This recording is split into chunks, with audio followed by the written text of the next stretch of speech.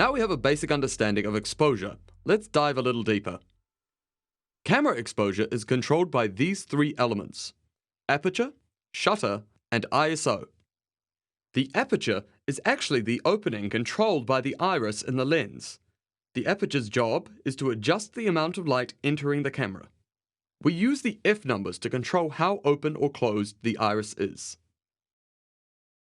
In dark conditions where more light is needed, the size of the aperture we select will be larger. Numbers such as f2 or f4 indicate a large aperture. In bright conditions where less light is needed, the size of the aperture we select will be smaller.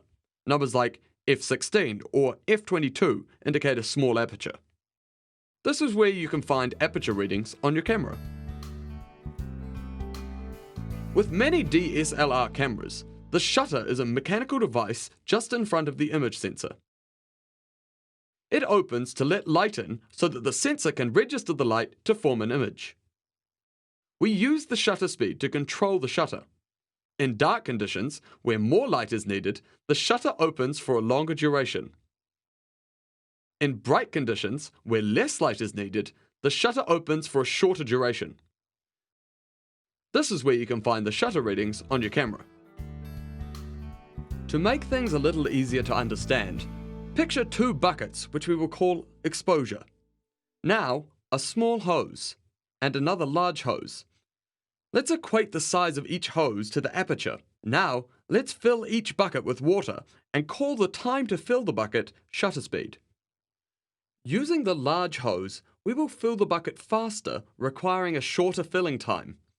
In the same way that, with a large aperture, we get more light, requiring a shorter exposure time. And using the small hose, we will fill the bucket slower, requiring a longer filling time.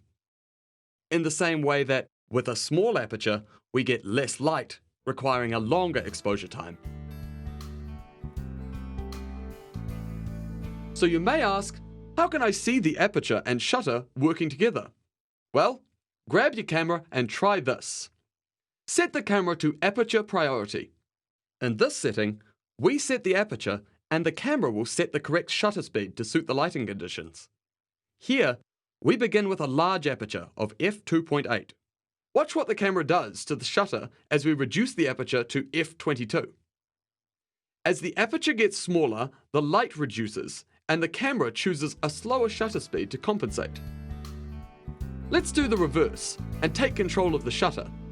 Set your camera to shutter priority. Here, we set the shutter speed and the camera will set the correct aperture to suit the lighting conditions. We begin with a fast shutter speed of 1/1000th of a second. Watch the aperture change as we increase the shutter duration to 1/60th of a second. As the shutter slows, the light increases and the camera chooses a smaller aperture to compensate. ISO is all about how sensitive your camera is to the light available. The sensor is rather special because it can increase or decrease its sensitivity to light.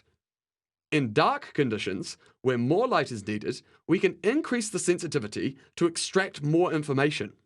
In bright conditions, where less light is needed, we can decrease the sensitivity to take in less information.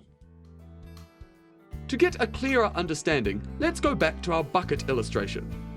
Remember that hose size equals aperture, time to fill the bucket equals shutter speed. Let's add a sieve with a certain number of holes that represents ISO. One hole equaling 100 ISO, two holes, 200 ISO, four holes, 400 ISO, and so on. Keeping our hose size constant, the buckets should fill at the same speed.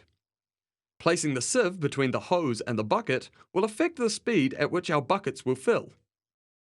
Our 4-hole sieve will fill the bucket 4 times faster than our 1-hole sieve.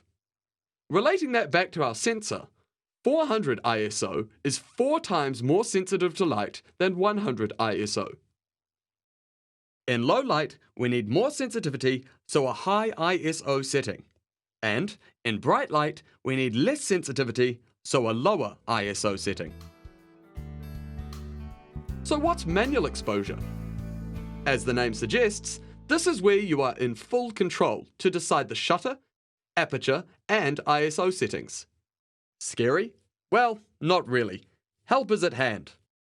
You may have noticed this exposure scale in your viewfinder. When the pointer is in the middle, it is indicating a correct exposure. And when the pointer is to the right, it is indicating overexposure. When the pointer is to the left, it is indicating underexposure. By adjusting your aperture, shutter, and ISO settings, you can use this pointer to help you attain the ideal exposure. With manual exposure, we can get adventurous by creatively over or underexposing. Interesting images may not be technically correctly exposed, so don't be afraid to experiment a little with your exposures. Let's have a quick recap of what we've covered while looking at the finer points of exposure. Exposure and aperture, exposure and shutter, exposure and ISO, how all three work together, and manual exposure. Now that you're familiar with exposure, make sure you check out the other tutorials in the series to see how else you can take creative control of your camera.